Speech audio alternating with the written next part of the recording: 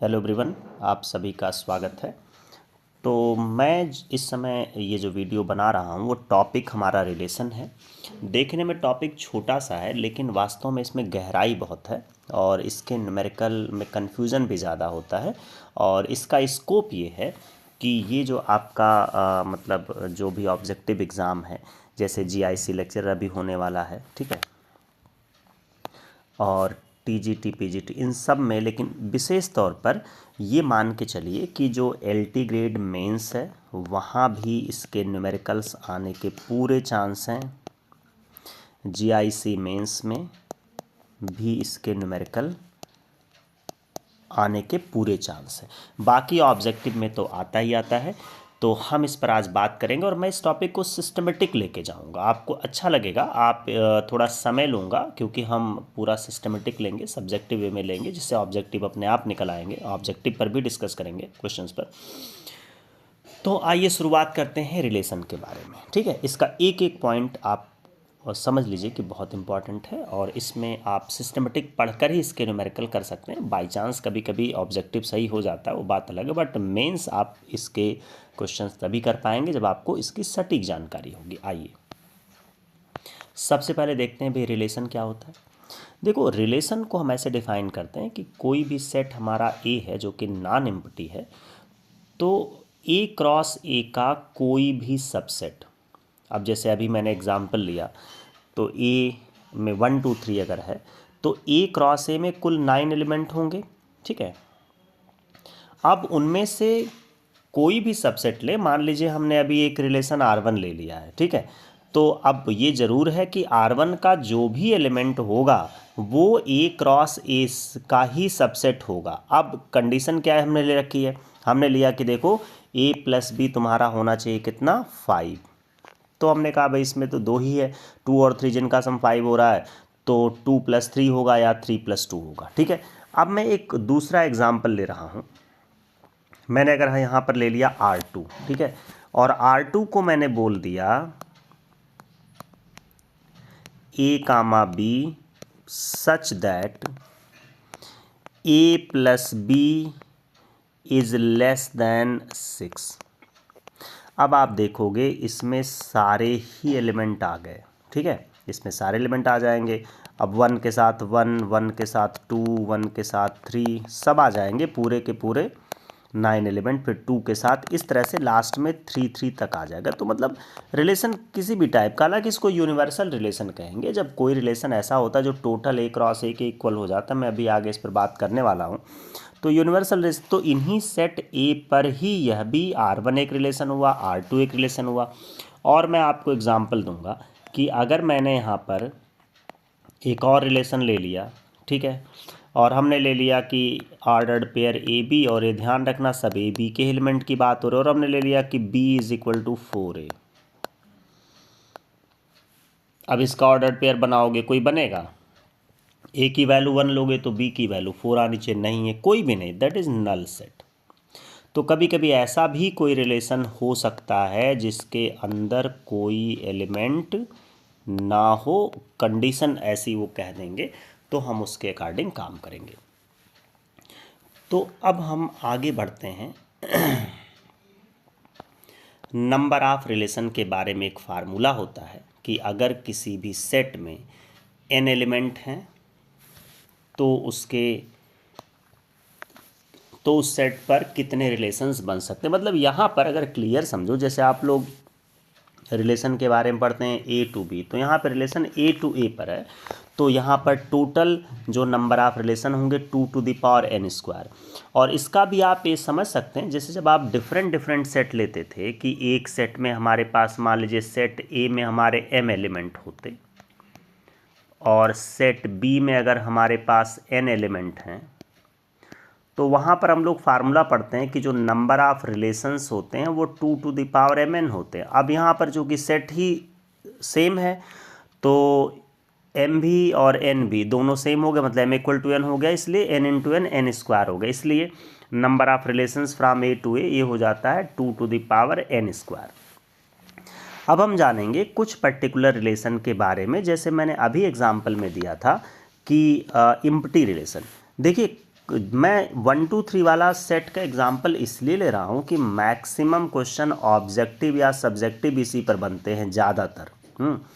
तो कुछ भी ले सकते हैं, यहाँ पर हम कुछ और भी एग्जांपल ले सकते हैं, ऐसा नहीं है। मैंने यहाँ पर मान लीजिए लिया कि भाई हमारे पास 2 3 4 है, और मैंने अभी पीछे इसका एग्जांपल लेके दिखाया हुआ था, और मैं यहाँ पे रिलेशन ले लूँ R = AB such that A + B is more than 11। तो हमको पता है ऐसा हो ही नहीं सकता, कोई इसमें है ही नहीं कि 2 एलिमेंट का सम 11 से ज़्यादा आ जाए, तो क्या होगा, नल सेट हो जाएगा। इसी को हम लोग कहते हैं इम्प्टी सेट। बहुत सारे ऐसे एग्जाम्पल हो सकते हैं कि जो इम्प्टी सेट का होगा, ठीक है। तो ऐसा भी हो सकता है जिसको हम लोग फाई से रिप्रेजेंट करते हैं, ठीक है। तो फाई जो हमारा होता है वो सबसेट होता है A क्रॉस A का, क्योंकि जो हम नंबर ऑफ रिलेशंस की बात कर रहे हैं ना, तो उसमें एक हमारा इम्प्टी भी है, ठीक है।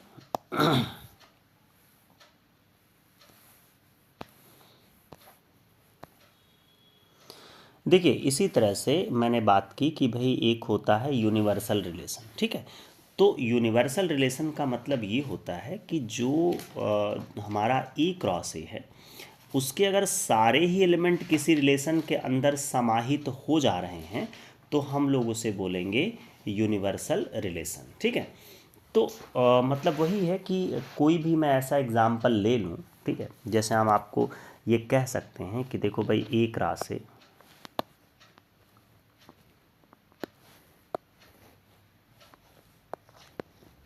ठीक है। हमको पता है कि A क्रॉस A खुद A क्रॉस A का सबसेट होता है, ठीक है।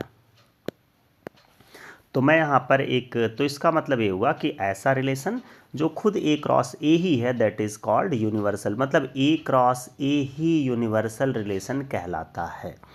अब मैं इसको एक एग्जाम्पल से भी ले सकता हूँ। अगर आपने लिया कि A हमारे पास है जिसके अंदर 3 एलिमेंट हैं 1 2 3। अब मैं एक रिलेशन बोलता हूँ कि R = AB such that A + B is less than 7।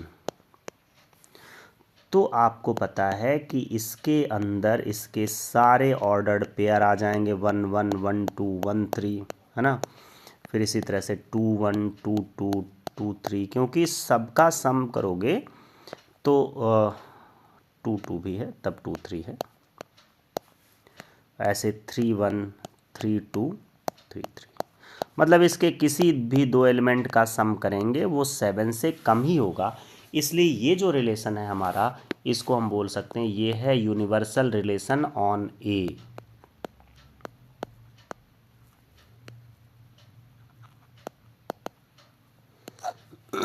तो यूनिवर्सल सेट के जो एलिमेंट होंगे वही टोटल एलिमेंट होंगे जो A क्रॉस A में आपके होंगे, ठीक है। तो अब एक और इम्पॉर्टेंट टर्म पर आते हैं जिसको हम लोग बोलते हैं कि भाई ये हमारा आइडेंटिटी रिलेशन, ठीक है। तो आइडेंटिटी रिलेशन को हम कैसे डिफाइन करेंगे। देखो सेम एलिमेंट, है ना, थोड़ा सा कई बार कन्फ्यूज़न भी होता है कि भाई आइडेंटिटी रिलेशन और रिफ्लेक्सिव में क्या अंतर है। तो बहुत बड़ा अंतर है, मैं आपको एग्जांपल से इसको स्पष्ट करूंगा, क्योंकि इसके बाद अभी आपका रिफ्लेक्सिव रिलेशन ही आएगा। तो यहाँ पे हमने फिर वही एग्जांपल लिया 1 2 3, हमने यहाँ पे 3 एलिमेंट लिए हैं, ठीक है। तो यहाँ पर एक ऐसा रिलेशन होगा कि जिसको मान लीजिए मैंने R से या R1 से रिप्रेजेंट किया कि सेम एक एलिमेंट खुद से ही रिलेट हो, मतलब इक्वल, तो उसे बोलेंगे कि ये हमारा रिलेशन आइडेंटिटी है, ठीक है। अब एक फ़र्क इसमें यह है कि रिलेशन के अंदर जो भी एलिमेंट हैं वो खुद से रिलेट होते हैं ना, मतलब ईच एलिमेंट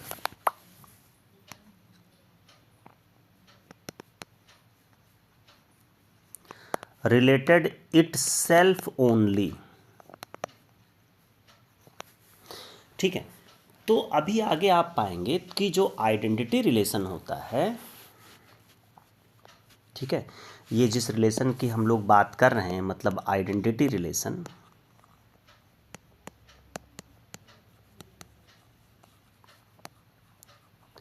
इसकी विशेषता क्या होती, ये रिफ्लेक्सिव भी होता है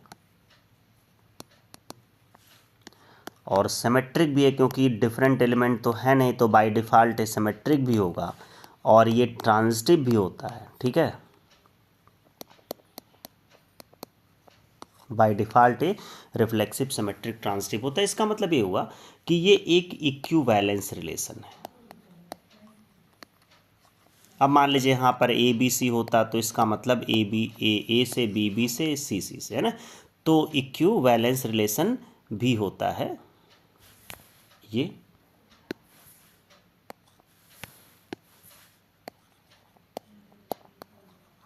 फिर सवाल ये उठता है कि आइडेंटिटी रिलेशन और और रिफ्लेक्सिव रिलेशन में फ़र्क क्या है।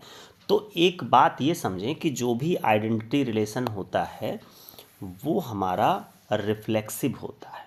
ठीक है, ये तो मैंने लिखा, लेकिन ये इम्पॉर्टेंट बात और हमें समझनी होगी, ठीक है, कि हर कोई रिफ्लेक्सिव रिलेशन आइडेंटिटी नहीं होता है।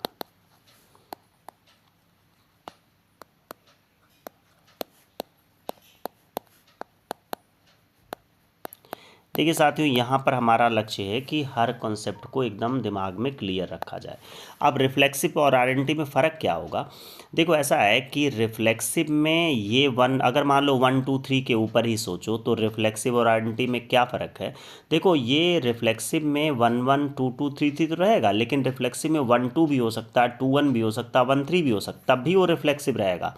लेकिन आइडेंटिटी में केवल और केवल एलिमेंट खुद से रिलेट रहेगा, ये इन दोनों का फ़र्क है।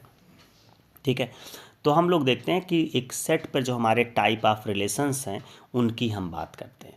देखो यहाँ पर क्या है कि हमने सबसे पहले लिया है रिफ्लेक्सिव रिलेशन।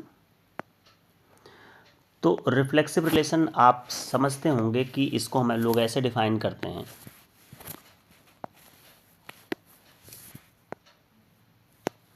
देखो if A belongs to R, या ऐसे कह सकते हैं A related to A, then R is reflexive. ये है रिफ्लेक्सिव की डेफिनेशन। अब हमारे सामने अगर कोई एग्जाम्पल आता है तो हम कैसे पता करेंगे कि ये रिफ्लेक्सिव है। देखो पहले तुम किस सेट के लिए एग्जाम्पल, मान लो हमने ए बी सी के लिए लिया है, ठीक है।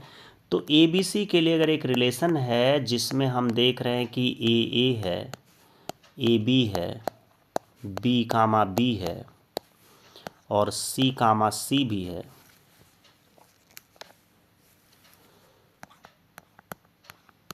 ठीक है, और यहाँ पर मान लीजिए फिर ए कामा सी भी है। तो हमारा टारगेट जब हम रिफ्लेक्सिव की बात कर रहे हैं तो हमने कहा भाई देखो 3 एलिमेंट ए बी सी हैं, ए भी है, बी है और सी है। इसका मतलब यह रिफ्लेक्सिव तो है। हिंदी में इसको हम लोग कहते हैं स्वतुल्य। ऐसा रिलेशन जो खुद पर लागू हो जाए उसे हम बोलेंगे स्वतुल्य। तो सिमेट्रिक और ट्रांजिटिव के तुलना में इस तरह के उदाहरण थोड़े से कम मिलते हैं, ठीक है। तो जब आप देखोगे कि स्वतुल्य या रिफ्लेक्सिव का उदाहरण, जैसे मान लीजिए कि हम एक काम करें, एक एग्जाम्पल लेते हैं कांग्रुएंसी का, ठीक है। कांग्रुएंसी का जो उदाहरण है यह भी क्या है, जिसको हम लोग कहते हैं सर्वांग समता। तो सर्वांग समता का जो उदाहरण है वो रिफ्लेक्सिव है, क्योंकि कोई भी त्रिभुज खुद के सर्वांग सम होता है या फिर सिमिलर का, कोई भी त्रिभुज या कोई भी वस्तु अपने सिमिलर होती। तो ये सारे उदाहरण हैं जो रिफ्लेक्सिव के हैं। लेकिन हमारा जो न्यूमेरिकल में कंसर्न है वो यही है ऑर्डर्ड पेयर के संदर्भ में, कि वहाँ पर ये हमारे रिफ्लेक्सिव या सिमेट जो भी अभी है वो हैं या नहीं। तो ज़्यादातर हमें उसी बिंदु पर रहना होता है। अब सबसे इम्पॉर्टेंट बात यहाँ पर ये है कि जो नंबर ऑफ रिफ्लेक्सिव रिलेशन कितने होंगे, जिसके लिए मैंने यहाँ पे फार्मूला लिख रखा। देखो नंबर ऑफ रिफ्लेक्सिव रिलेशन होता है 2⁻n² - 1, ये इसका फार्मूला है। n हमारे number of element in set ए है, तो सेट में अगर 2 एलिमेंट हैं तो अब आप यहाँ पर रख के कैलकुलेशन कर सकते हो कि जो नंबर ऑफ हमारे रिफ्लेक्सिव रिलेशन होंगे 2⁻4 में से 2 गया तो 2 बचा, यानी 2⁻2 4 बचेंगे। ठीक है, तो ये फार्मूला भी इम्पॉर्टेंट है, यह भी पूछा जा सकता है। तो आइए अब हम बात करते हैं अपने अगले रिलेशन की, जिसको हम लोग कहते हैं सिमेट्रिक रिलेशन। देखिए सिमेट्रिक रिलेशन में इस बेसिकली हम इतना समझते हैं कि देखो सिमेट्रिक रिलेशन का मतलब यह हुआ कि वह संबंध दोनों तरफ से समान रूप से लागू होता है।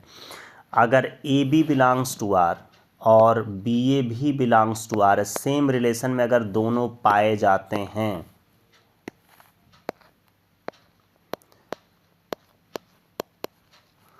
तो इसका मतलब ये हुआ कि रिलेशन हमारा क्या होगा, सिमेट्रिक होगा।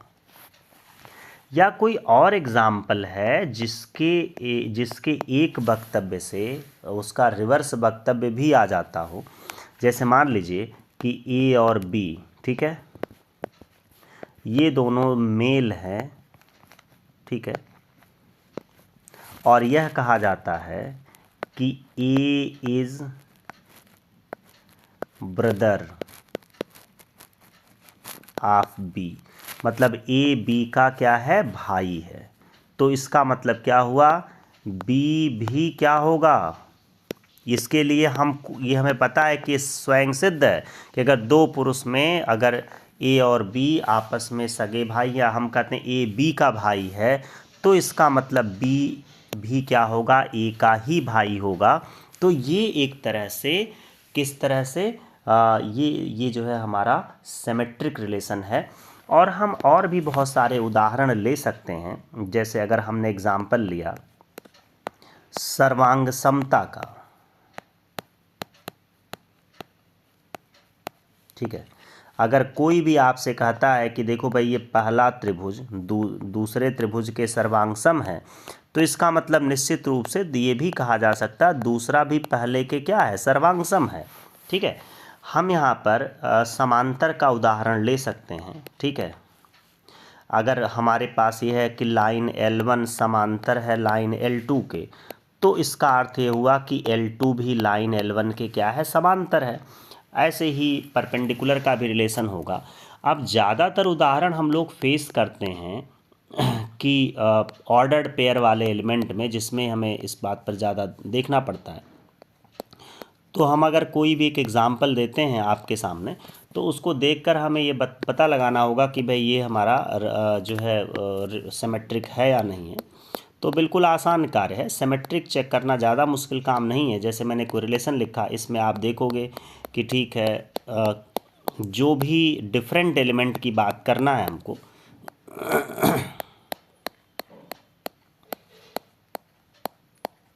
मान लीजिए मैंने इतने ऑर्डर्ड पेयर लिख दिए ऐसे रैंडम। अब हम ढूंढ रहे हैं कि भाई चलो ये सिमेट्रिक है कि नहीं, तो सिमेट्रिक हम वहाँ देखेंगे जहाँ पे डिफरेंट एलिमेंट होंगे। सिमिलर तो सभी है, जैसे 1 2 हुआ, हम ढूंढेंगे भाई 2 1 कहाँ है, ये कंप्लीट हो गया।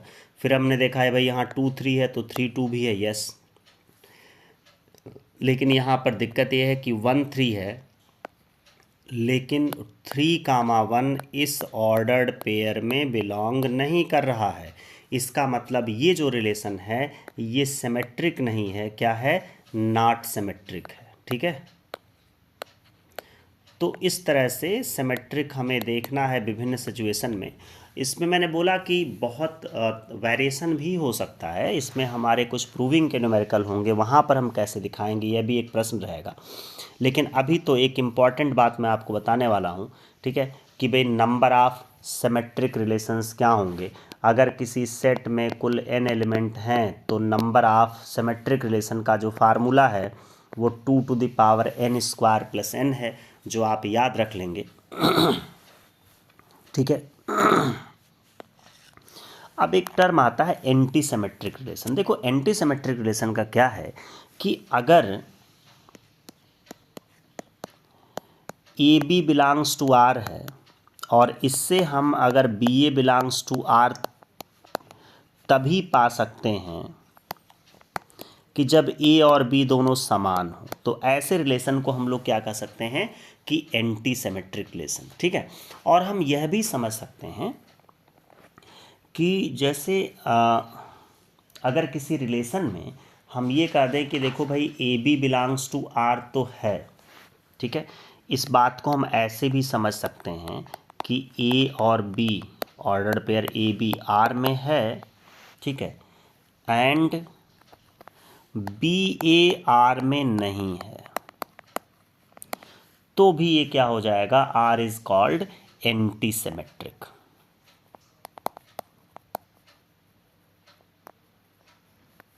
ठीक है, तो ये भी एक छोटा सा टर्म है एंटी सिमेट्रिक रिलेशन।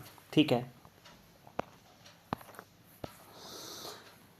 अब आइए स्टूडेंट्स पढ़ते हैं कि जो सबसे ज़्यादा परेशान करने वाला बिंदु होता है लॉन्ग टर्म में, वो होता है हमारा ट्रांजिटिव रिलेशन। ठीक है, तो ट्रांजिटिव रिलेशन देखिए, हमने रिफ्लेक्सिव और सिमेट्रिक रिलेशन के कुछ फार्मूले भी देख लिए कि हम वहाँ से नंबर ऑफ रिफ्लेक्सिव या सिमेट्रिक रिलेशन निकाल सकते हैं। ठीक है, बट ट्रांजिटिव रिलेशन के लिए कोई डायरेक्ट फार्मूला नहीं होता है, प्योर थिंकिंग पर है। आपको वैसे ही आपको कैलकुलेट करना है सारे मतलब रिलेशन जो भी मैक्सिमम बन सकते हैं उनमें से झांटना पड़ेगा कौन सा ट्रांजिटिव है कौन सा नहीं है। बट ट्रांजिटिव रिलेशन होता क्या है, देखो अगर हमारे पास ये सूचना या हमको दिया गया है या हमारे पास ऐसा है कि ए बी भी रिलेशन में है और उसी रिलेशन में बी सी भी है। ठीक है, अगर हमें ये मिल जाता है, ठीक है, कि ए सी बिलोंग्स टू आर, देखिए या तो जो ऑर्डर्ड पेयर दिए हैं उसमें ए सी भी मौजूद है, या फिर जो कोई अदर टाइप का रिलेशन है कि जो रिलेशन है अगर वो रिलेशन से सिद्ध हो जाता है, अगर ए बी आर में है, ए बी ए और बी रिलेटेड है और उसी रिलेशन से बी और सी रिलेटेड हैं, अगर इनसे कंक्लूजन मिल जाता है कि ए भी सी के साथ रिलेटेड है, तब ये होगा हमारा ट्रांजिटिव। तो यहाँ पर हमें थोड़ा सा ट्रांजिटिव को ढूंढने में मेहनत करनी पड़ती है। मैं कोई एग्जांपल ले रहा हूँ जिसमें हमें देखना है कि भाई ट्रांजिटिव है या नहीं है, तो ये थोड़ा सा हमेशा से दिमागी काम होता है। जैसे मैंने यहाँ पर देखो, अब जो सबसे एक महत्वपूर्ण बात है कि जो यूनिवर्सल, हमने दो तरह के रिलेशन बताए, एक होता है यूनिवर्सल, एक होता है इम्पटी। तो बाय डिफ़ॉल्ट दोनों ही मतलब यूनिवर्सल हो और इम्पटी दोनों ही हमारे इक्विवेलेंस रिलेशन होते हैं। इसके अतिरिक्त जो भी कोई रिलेशन मैं यहाँ पे लिखूँगा, जैसे मैंने 1 1 लिखा, 1 2 लिखा, और मैं ऐसे लिख रहा हूँ, मैं मुझे नहीं पता अभी खुद एग्जैक्टली कि ये होगा कि नहीं होगा, हम चेक करेंगे। 2 3 है ना, हमने ले लिया, 1 3 ले लिया, 3 1 ले लिया, ठीक है, 2 2 ले लिया है और 3 3 ले लिया है। अब हम देखते हैं कि क्या यह रिलेशन हमारा ट्रांजिटिव है या नहीं। तो कभी भी ट्रांजिटिव चेक करते समय आप जो इक्वल वाले हैं इन पर आपको कुछ नहीं देखना है। आप ये देखें कि हमारे पास जैसे जो डिफरेंट वाले हैं, जैसे 1 2 हो गया, तो हमने क्या देखा कि 1 का 2 के साथ, 2 का किसके साथ, 3 के साथ है, और 1 3 मिल गया, तो एक ये साइकिल तो कंप्लीट हो गई। ठीक है, अब हम मान लीजिए 2 3 से देख रहे हैं, तो 2 का 3 के साथ, फिर 3 का किसके साथ है, 3 का 1 के साथ भी है, 3 का 3 के साथ भी है। तो खैर जब आपका अगला जो पेयर मिले वो खुद के साथ हो तब तो समझ लेना वो है, क्योंकि फिर यही लौट के आएगा, तो उसकी कोई टेंशन नहीं है। अब 2 3 है, 3 1 है, तो अब हमें चाहिए यहाँ पर 2 1 जो कि मौजूद नहीं है। तो अभी हम यहाँ दिखा सकते हैं कि देखो भाई तुम्हारा 2 3 और 3 1 दोनों इस रिलेशन में है, लेकिन तुम्हारा 2 1 इस रिलेशन में नहीं है, तो ये इसका मतलब ये ट्रांजिटिव नहीं है। तो इस तरह से किसी रिलेशन का हम परीक्षण करते हुए उसमें हम पता करते हैं कि वो ट्रांजिटिव है या नहीं। मान लो इसी रिलेशन में हम कुछ चीज़ें और बढ़ा देते हैं, ठीक है, और फिर हम चेक करते हैं। अभी हमने लिया 1 1 था, 1 2 था, ठीक है, 2 3 था, 1 3 है, 3 1 है, ठीक है, और 2 2 है, 3 3 है। मैंने कहा एक कम पड़ रहा था, उसको हम बढ़ा के देखते हैं क्या अब ये हमारा ट्रांजिटिव हुआ कि नहीं हुआ। देखिए इसमें क्या है, ये जो भी हमारे जांच का दायरा था, ठीक है, 2 3, और यहाँ पर हमने 1 2 लिया, 2 3 लिया, ठीक है, तो हमारा 1 3 होना चाहिए वो था, ठीक है। फिर हमने 2 3 लिया, फिर 3 के साथ यहाँ पे 1 था, तो मैंने कहा 2 1 नहीं, ये तो ये भी साइकिल हमारा कंप्लीट हो गया, ठीक है। अब आप देखें 1 3 था, 3 का और किसके साथ है, 3 का हमारा 3 के साथ है, इसकी कोई दिक्कत नहीं, और 3 का 1 के साथ भी है, तो 1 3 3 1 1 1 मिलना चाहिए, वो तो हमारे पास है, ठीक है। अब और देखते हैं कि इक्वल से तो चेक नहीं करना है, दोनों इक्वल वाले हैं, ये तो बिल्कुल ग्रीन है। अब जो डिफरेंट वालों से चेक करो, देखो हमने 1 2 से एक बार मैं फिर से फाइनली देखता हूँ, 1 का 2 के साथ था, फिर 2 का किसके साथ था, 2 का 3 के साथ था, वो तो 1 3 हमको मिल गया है। फिर 2 का 2 के इक्वल में कोई प्रॉब्लम नहीं, फिर 2 का किसी और के साथ नहीं था, ठीक है, मतलब डिफरेंट वाले देख रहे, अगर 2 2 ही है तो फिर हमको दिक्कत नहीं है। अब दूसरे एलिमेंट पर पहुंचते हैं, 2 का 3 के साथ, अब 3 का किसके साथ है, 3 1 के साथ है, तो हमें 2 1 मिल गया, और 3 किसके साथ है, 3 3, इसकी कोई दिक्कत नहीं है, और 3 हमारा यहाँ पर ये सॉरी ये 2 1 को मैं 3 1 बना दिया, 2 1 ही है, मैं इसको ठीक कर देता हूँ, तो अभी सब गड़बड़ हो जाएगा, 2 1, ठीक है। हाँ अब मैं देख रहा हूँ, तो हाँ 1 का 3 के साथ था, तो वही मैंने कहा कि यहाँ 2 भी 3 के साथ है, तो 3 का 1 के साथ 1 1 मिल गया, फिर 3 का 3 के साथ वो तो मिल ही जाएगा, फिर 3 का और किसी के साथ नहीं है, 3 का 1 के साथ था, तो 2 1 हमारा मिल चुका है फिर से में। अब अगर 1 3 देखेंगे तो वही चीज़ है, 3 1 देखोगे, 3 का 1 के साथ है, क्योंकि हमें डिफरेंट वालों को चेक करना है, फिर 1 का 1 1 तो हो जाएगा, फिर 1 का 2 के साथ है, तो 3 2 मिलना चाहिए। अब देखिए यहाँ 3 का 1 और 1 का 2 है ना, तो इसका मतलब ये हुआ कि 3 1 है और 1 2 है, तो हमको 3 2 चाहिए, तो यहाँ 3 2 नहीं है, तो स्टूडेंट्स यह भी ट्रांजिटिव नहीं है। तो इस तरह से हमें इसको माइन्यूटली देखना पड़ेगा कि रिलेशन में कौन सा ट्रांजिटिव है कौन सा नहीं है। और मैं अभी बहुत सारे ऐसे एग्जाम्पल दूंगा जिसमें इस तरह की सिचुएशन ही नहीं होगी, तो वहाँ पर वो हमारे अपने आप ही ट्रांजिटिव हो जाएंगे बाय डिफ़ॉल्ट। जैसे मैं इसमें से अभी इसी वाले एग्जाम्पल में से मैं कुछ चीज़ें अगर कम करता हूँ आपको, मैं यहाँ पर लिखता हूँ, अगर मैंने लिखा R3, इसमें मैंने सीधे सीधे लिख लिया 1 1 1 2 2 और 3, मैंने मान लिया 1 2 के बाद फिर 2 1 ले लिया, ठीक है, और फिर हमने 2 2 ले लिया और 3 3 ले लिया। अब आप यहाँ देखिए कि 1 2 है 2 1 है, ठीक है, तो 1 1 तो मिल गया, ठीक है। अच्छा अब 2 1 है, तो फिर ये 1 किसी हमेशा डिफरेंट जो है वहाँ से चेक करो, इक्वल वालों से कोई फ़ायदा, वो तो है ही। 2 1 है तो फिर 1 2 1 है, फिर 1 1 का किसके साथ है, 1 का 1 के साथ है, तो हमारे पास फिर तो वो 2 1 ही पर आएगा, वो तो है। 2 का 1 के साथ है, 1 का 2 के साथ 2 2, वो भी हमारे पास है। तो यहाँ पर आप देख सकते हैं कि ये ट्रांजिटिव है, क्योंकि बाकी से हमारा मतलब नहीं है जो नहीं है, ठीक है। तो यहाँ पर यही दो डिफरेंट एलिमेंट थे, इसलिए इन्हीं के एंड से आप इसको देखोगे कि एक हमारा 1 2 हुआ, तो 2 किसके साथ है, 2 2 के साथ है, 2 1 के साथ है, तो अगर हमारा 2 1 के साथ 1 1 मिल गया, फिर 2 2 के साथ ही है, तो वहाँ आपको कुछ भी नहीं देखना, जब सेम एलिमेंट के साथ आ जाता वो है ट्रांजिटिव, क्योंकि वो घूम के इसी पे आएगा, इस कंक्लूजन नहीं निकलेगा। फिर हमने देखा 2 1 के साथ है, फिर इसका मतलब ये हुआ कि 1 किसके साथ है, 1 1 के साथ, वो तो सेम ही मिल जाएगा, और 1 फिर 1 2 के साथ भी है, जो कि 2 2 इंडिकेट करेगा जो हमारे पास है। तो इस तरह से आप देखिए ये दोनों ट्रांजिटिव नहीं थे, ट्रांजिटिव है। इस तरह से स्टूडेंट्स ट्रांजिटिव के लिए हमें ज़्यादा अलर्ट रहना पड़ता है।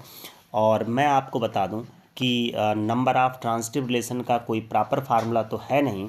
अब इसमें हम कुछ पॉइंट्स याद रख सकते हैं कि जैसे अगर हमारे पास नंबर ऑफ़ एलिमेंट एक ही है सेट में, तो आपके पास ट्रांजिटिव रिलेशन होंगे दो। आप समझ सकते हैं कौन सा, एक इम्प्टी एक यूनिवर्सल। और अगर दो एलिमेंट होंगे तो इसमें 13 ट्रांजिटिव रिलेशन बनेंगे, 13। ये हम निकाल के आपको दिखाएंगे अगले क्लास में। और अगर 3 होंगे तो बहुत ज़्यादा 171 याद ही किया जा सकता है। तो इस तरह से जो ट्रांजिटिव के नंबर्स हैं वो बहुत ज़्यादा आपको नहीं पढ़ने, ये 3 एलिमेंट तक का याद रख लीजिए, तो जहाँ भी ज़रूरत होगी इससे आपका काम हो जाएगा। तो ये लेक्चर हमारा कंटिन्यू रहेगा जब तक ये टॉपिक पूरी तरह से कंप्लीट नहीं हो जाता। आज के लिए इतना ही। आप सबका बहुत बहुत धन्यवाद।